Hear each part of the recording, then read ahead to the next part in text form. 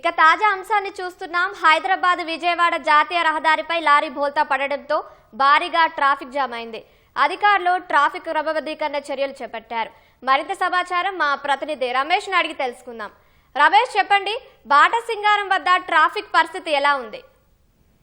హైదరాబాద్ నుంచి విజయవాడ వైపు వెళ్తున్న వాహనాలకు సంబంధించి కూడా రోడ్డు మధ్యలో ఒక లారీ బోల్తా పడడంతో కూడా భారీగా ట్రాఫిక్ జామ్ ఏర్పడడం జరిగింది. దాదాపు ఈ ట్రాఫిక్ జామ్ 6 కిలోమీటర్ల దూరంలో కూడా కొనసాగుతున్నట్టు తెలుస్తుంది. ఇప్పటికే ట్రాఫిక్ పోలీసులు ఘటనస్థలానికి చేరుకొని అక్కడ ఎక్కడైతే లారీ బోల్తా పడడం బాటసింగారంలో లారీ బోల్తా పడడం జరిగిందో అక్కడ వాటిని కట్టెలతో మొత్తం రోడ్డుపై పడడం, తర్వాత లారీ బోల్తా పడడంతో కూడా కనీసం వాహనదారులకు వెళ్ళలేకుండా కూడా తీవ్ర ఇబ్బందులు గురికావడంతో కూడా వెంటనే ట్రాఫిక్ పోలీసులు ఘటనస్థలానికి చేరుకొని జేసీబీ సాయంతో కూడా కట్టెలను తొలగించి తర్వాత ఆ లారీని కూడా ఆ పక్కకు జరిపే ప్రయత్నం ఇంకా కొనసాగుతుంది. దీంతో ట్రాఫిక్ జామ్ అయితే భారీగా ఏర్పడడం జరిగింది. దాదాపు 6 కిలోమీటర్ల దూరం వరకు కూడా ఇదే విధంగా కూడా ఉందని చెప్పి కూడా ప్రస్తుతం అయితే అక్కడ ట్రాఫిక్ పోలీసులు చెప్తున్నారు. వెంటనే క్లియర్ చేసి తర్వాత సంక్రాంతి పండుగ నేపథ్యంలో కూడా ఇది ప్రధానంగా ఆంధ్రప్రదేశ్ కు వెళ్లే రహదారి కాబట్టి ఎక్కువగా పబ్లిక్ కూడా వెళ్తుంటారు, తర్వాత వాహనదారులు కూడా వెళ్తుంటారు కాబట్టి వారికి అంతరాయం కలగకుండా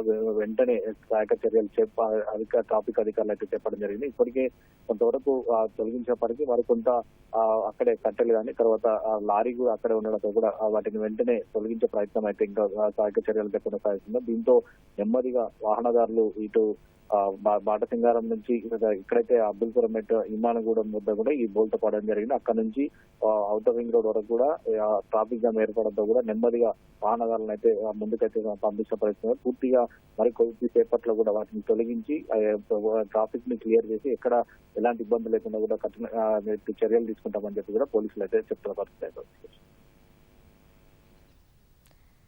ధన్యవాదాలు రమేష్.